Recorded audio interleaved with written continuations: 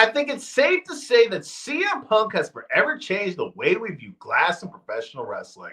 Hey, what's going on, guys? It's Kevin Zwicker from Fast Count coming at you. And before I get into this video, please remember to hit the like button and subscribe. Hit the like button and subscribe. Hit the like button and subscribe. So this was the go-home episode of Dynamite. This weekend will be AEW Dynasty, and it's headlined by Jon Moxley versus Swerve Strickland for the AEW title. Now, the way everything is set up, it really feels as if Swerve doesn't win this title on Sunday, people will go apeshit. I think everybody has expressed the fact that they are tired of this Death Rider storyline, and people are ready to move on. And I feel like Swerve getting the title back is the perfect move. He is the perfect representation for the company. He has done many mainstream interviews. He's gone on The Breakfast Club. He just had a multi-hour interview with Vlad TV that people are talking about, especially Vlad and Booker, but that's a separate subject. But it feels as if that's the move. But we know how professional wrestling works. Every once in a while, when there's the most obvious thing that's in our face, we get a swerve, right?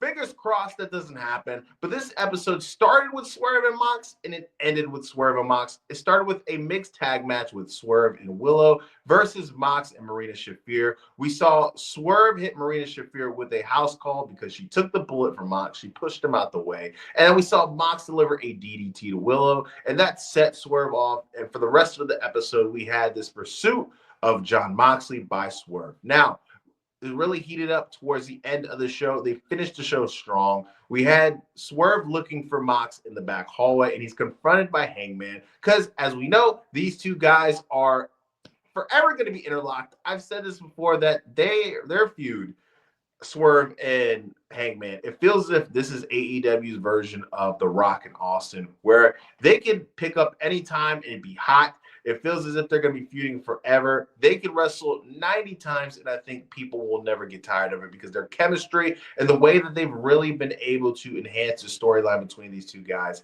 has been picture perfect, in my opinion. Now, we saw Hangman tell Swerve, and he confronted him. He's like, look, I made a promise. I'm a man of my word. I promise that you are never going to win that AEW title, and I'm going to stick to my word. And then they're talking, and you see Swerve telling Hangman, like, man, you need to move on. And he's like, you broke into my house. Swerve tells him, you burnt my house down. Hangman tells him, you deserve it. And then Swerve tells him, I know.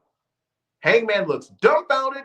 Hangman asks him to repeat that. Swerve tells him, I know. And then Hangman just looks like a dog who just eventually caught a card and doesn't know what he's going to do with it. Shout out to Heath Ledger and the Joker. It just looks freaked out, and he runs away. Now we see Swerve get jumped by the Death Riders. He gets thrown into what is best described as kind of like this glass cabinet. They go out to the ring. They are just beating the shit out of this guy. Swerve has no friends in the company, apparently. And then they put glass all over the mat. They powerbomb him on the glass. And then Swerve does his best Undertaker impression by sitting up after he took that powerbomb on the glass, which was badass. Anybody who could take these glass bumps, I feel as if you are hardcore to the bone. And like I said when I opened up the video, anytime glass is involved in professional wrestling, I think of Jack Perry looking at the monitor and saying, real glass, cry me a river, and then seeing CM Punk in the back having a conniption. It's just so funny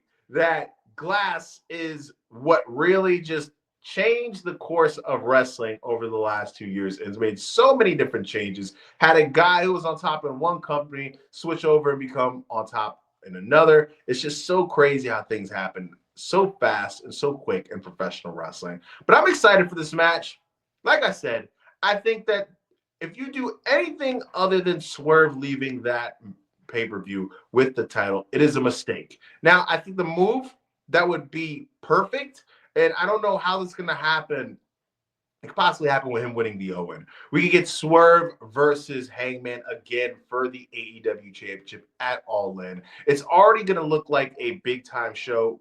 It's pretty much locked in, know that we're going to get Okada versus Omega there. Having this match on the biggest show in American soul in AEW history, I think would be great. Like I said, it is the storyline other than Tony Storm, Mariah May, that I feel as if has been AEW's best within the last 2 years. So I think that'd be the perfect arena for those two guys to have another match on the biggest stage possible in AEW. But let me know what you guys think in the comment section. Do you think we're going to get Mox walking out with the title? Do you think it's a slam dunk that we're going to have Swerve walk out with the title? Do you think Hangman is going to factor into the match and cost Swerve the championship? Sound off in the comment section. I want to know what you guys think. Also, there's a big announcement that is in the works that I want to share with you guys sooner rather than later when everything is all said and done. I think it'd be cool, and I want to share with you guys because you guys are my peeps. Anybody who subscribes to the channel, I feel as if you've been along throughout this journey,